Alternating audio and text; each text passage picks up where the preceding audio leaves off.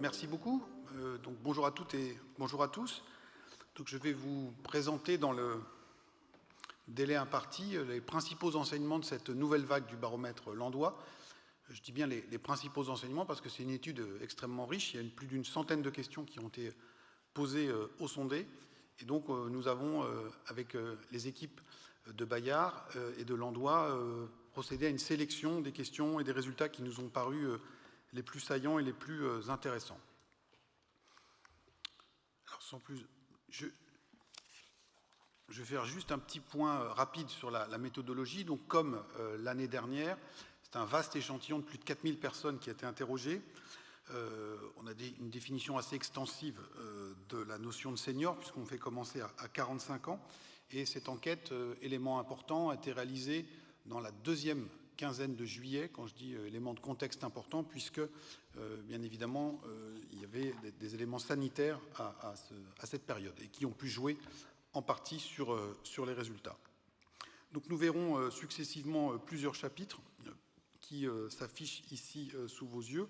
Et donc, sans plus attendre, un élément essentiel de ce baromètre landois, ce sont toute une série de questions qui permettent de mesurer et d'objectiver, et puis aussi de mettre à jour et bien en évidence le formidable potentiel et le formidable rôle social et sociétal que jouent ces seniors dans de nombreux compartiments de la vie sociale. Donc tout d'abord, cette question de l'engagement dans la société, et puis de manière connexe aussi les relations intergénérationnelles, dont vous savez qu'il a été beaucoup question, notamment durant la crise du Covid.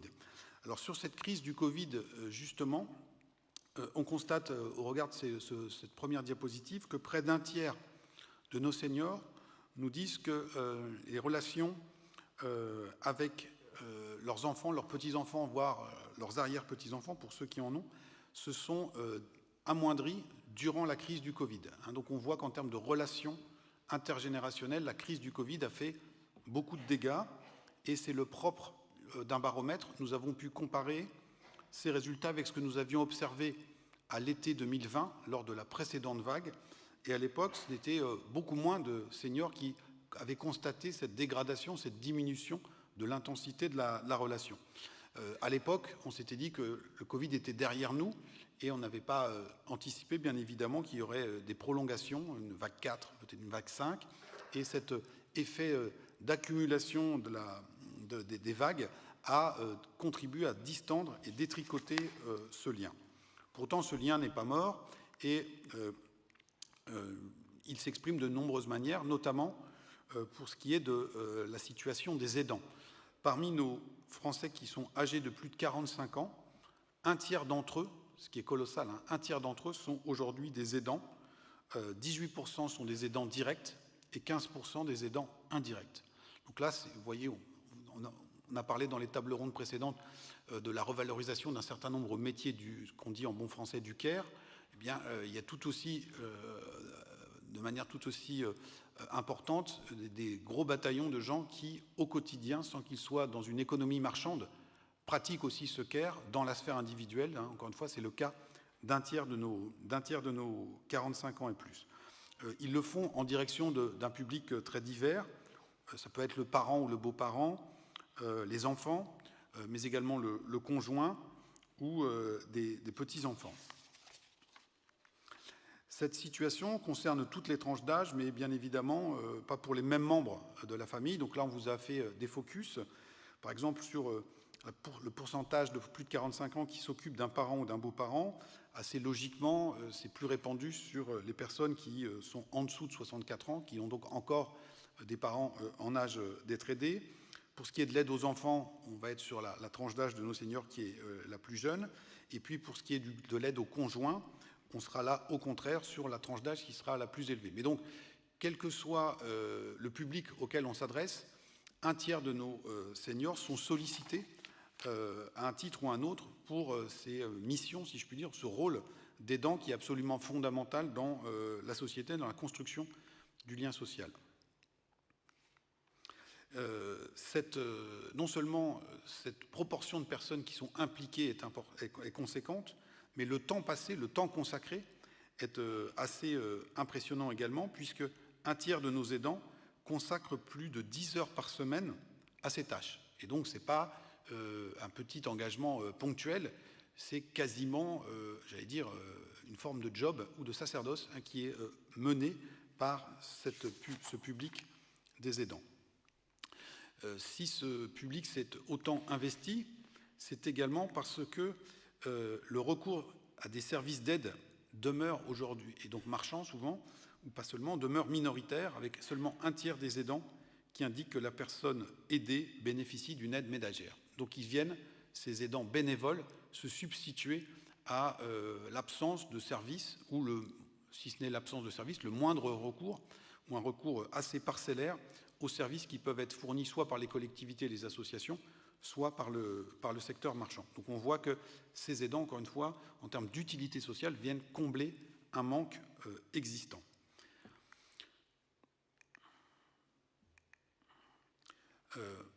Il a été question tout à l'heure de cette éventuelle guerre des générations. Pour ceux qui suivent les travaux de l'Andois et les travaux de l'IFOP, vous savez que ça fait assez rapidement, nous on s'est positionné à rebours de cette théorie en disant qu'il y avait une variable invisible qui échappait à ceux qui la défendaient, c'était le lien biologique qui relie chacun d'entre nous, souvent avec des plus jeunes et des plus âgés. Et donc on le voit ici, les résultats de notre enquête montrent notamment qu'en termes de soutien financier, les relations intergénérationnelles sont très fréquentes. Alors certes, à l'échelle ou dans le cadre de la cellule familiale, mais c'est 61% de nos 45 ans et plus qui aident financièrement leurs enfants, 31% qui aident leurs petits-enfants. Donc on voit qu'il y a non seulement de l'aide en termes de temps passé, mais aussi en termes de flux économiques, même si tout ça ne se matérialise pas forcément dans les statistiques de l'INSEE, puisque c'est un peu de l'économie informelle, si je puis dire, on est au sein de la cellule familiale, mais ce soutien est absolument décisif, souvent pour maintenir certaines familles à flot, par exemple quand il s'agit de faire des avances en cas de coup dur pour réparer une voiture ou pour se porter caution pour obtenir un logement. On voit également dans cette diapositive que 49% de nos 45 ans et plus, donc nos seniors, donnent de l'argent aux associations. Et donc c'est aussi une autre forme d'utilité sociale qu'on va détailler dans la diapositive suivante, si je fais trop vite. Voilà, donc c'est à la fois un senior sur deux qui aide financièrement les associations, mais également un tiers d'entre eux qui donnent du temps à ces associations dont on connaît l'importance dans le tissu social. 25% de nos seniors sont bénévoles depuis plus de 10 ans et, comme je le disais, un tiers, c'est assez stable dans le temps, consacrent une partie de leur journée à cet univers associatif. Donc on voit là progressivement s'éclairer toutes les facettes de l'utilité sociale de nos seniors. Ces seniors qui sont impliqués dans le monde associatif, eh bien, ils irriguent l'ensemble de cet univers associatif avec un engagement qui est plus marqué encore dans ce qui concerne l'aide sociale et l'humanitaire. C'est le cas de 41% d'entre eux, parmi ceux qui sont bénévoles. C'est d'abord dans ce type de structure, mais on en a également un quart qui sont dans des structures de type culturel ou artistique, et puis 17% dans le cadre d'associations à dominante sportive.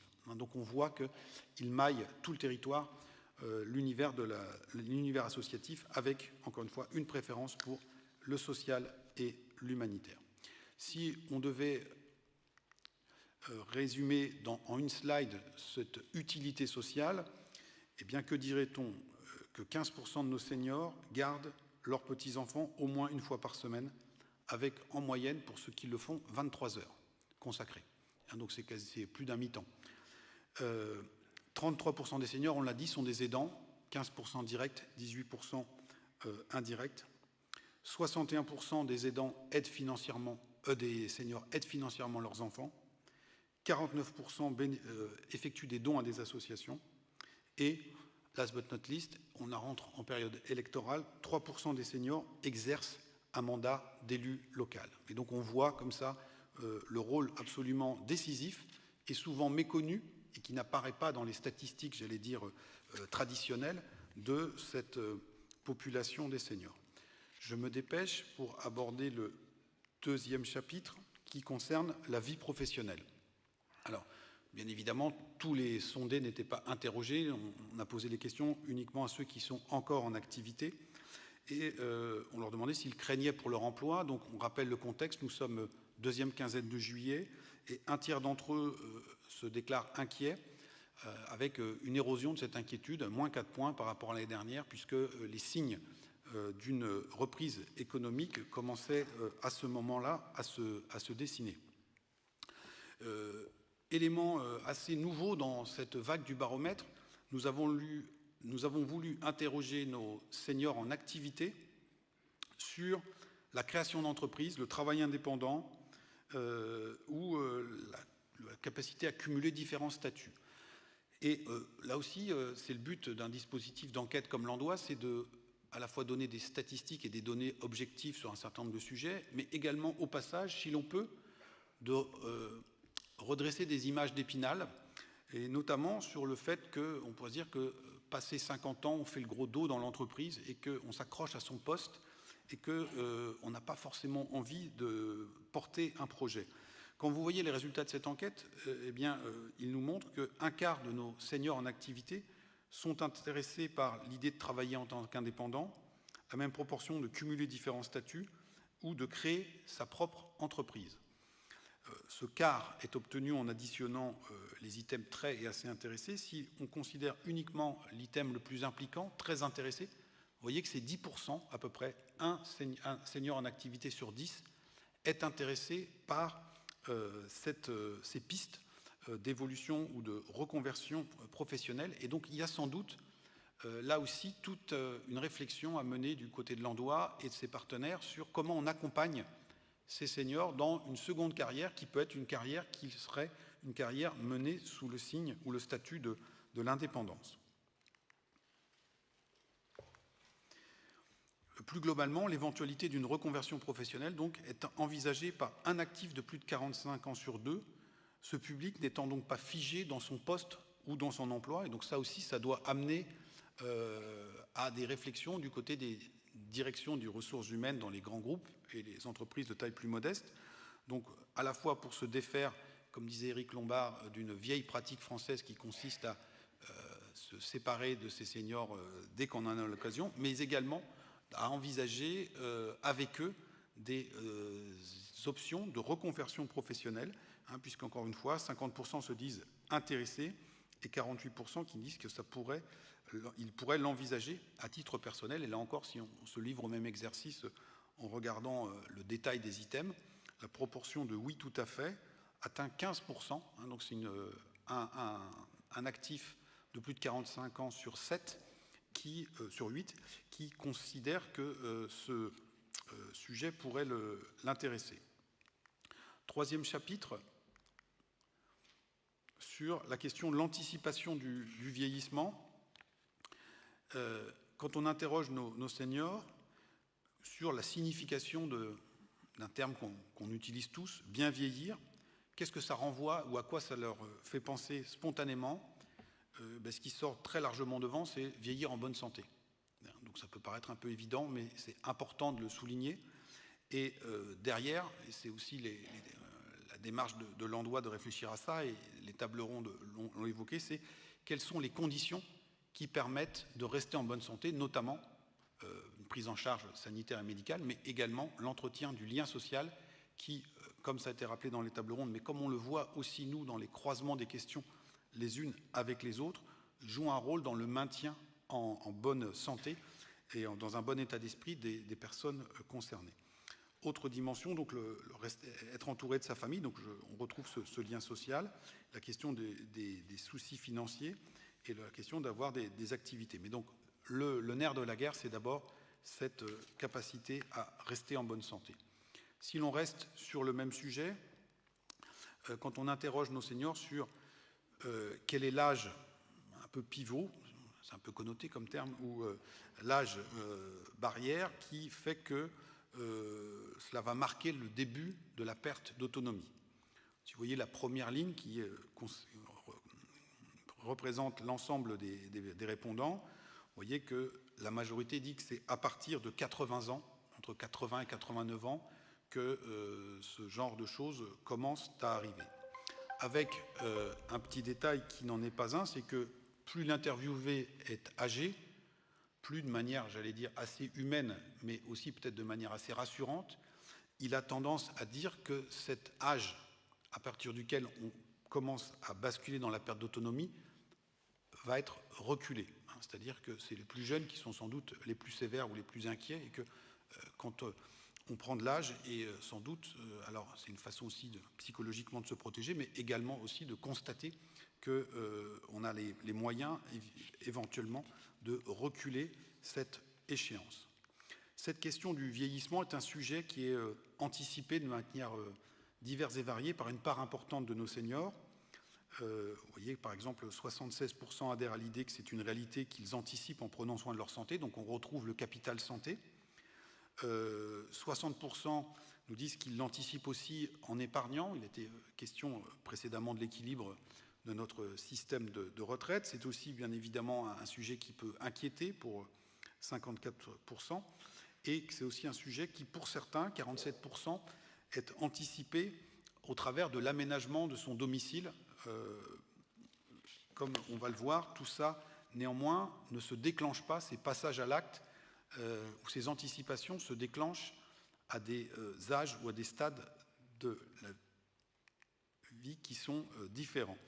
Par exemple, sur l'idée que le vieillissement est une réalité qu'on anticipe en prenant soin de sa santé, donc on vous indiquait les réponses par tranche d'âge, et vous voyez qu'on a un saut à partir de 55 ans, où on commence à davantage y penser. Pour ce qui est de l'aménagement de la maison, c'est la tranche d'âge du dessus qui constitue le moment de déclenchement, plutôt 65-74 ans. Et puis pour ce qui est de se renseigner sur la prise en charge future, là on est à plus de 75 ans quand les choses se mettent en place vraiment. Et donc on retrouve l'idée que j'indiquais tout à l'heure d'un glissement en fonction de l'âge sur les perceptions qu'on se fait du moment où on va arriver dans ce type de situation. Quatrième chapitre, un autre sujet économiquement très important dans notre société et notre modèle économique qui accorde une part, ou en tout cas qui fonctionne beaucoup aujourd'hui autour du secteur de l'immobilier. Eh bien là aussi c'est une façon de mesurer le poids. On a vu tout à l'heure l'utilité sociétale et sociale de nos seniors, mais là, on va voir aussi leur poids économique absolument déterminant. De quelle manière? Eh bien, si on interroge nos seniors, par exemple, sur leurs envies ou leurs projets de déménagement, on en a un quart qui nous disent que tout cela les intéresse.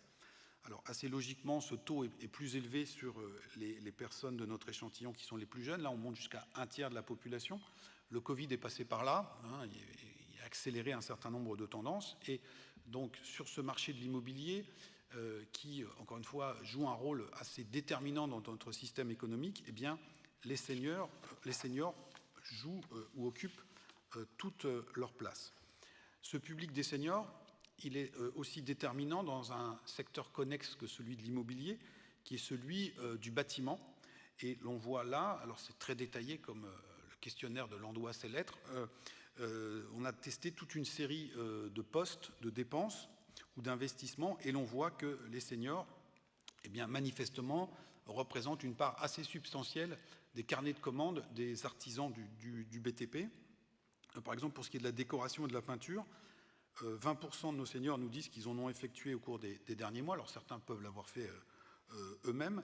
L'aménagement et l'installation pour augmenter l'isolation de l'habitat, on a parlé tout à l'heure de transition écologique, c'est 14%, et la même proportion, 13%, qui envisagent de le faire. L'aménagement pour la sécurisation de la salle de bain, quand on parlait d'aménagement dans la perspective de la perte d'autonomie, là aussi c'est 13%. Alors je me dépêche et j'arrive, je crois, à ma dernière partie sur les usages numériques.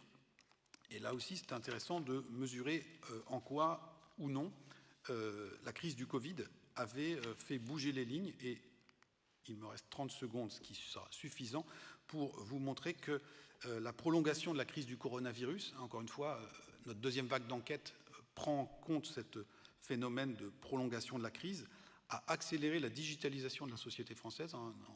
On peut parler ou prendre les déclarations d'un certain nombre de dirigeants d'entreprises du e-commerce qui se frottent les mains, mais notamment pour les publics qui sont les moins familiers du numérique.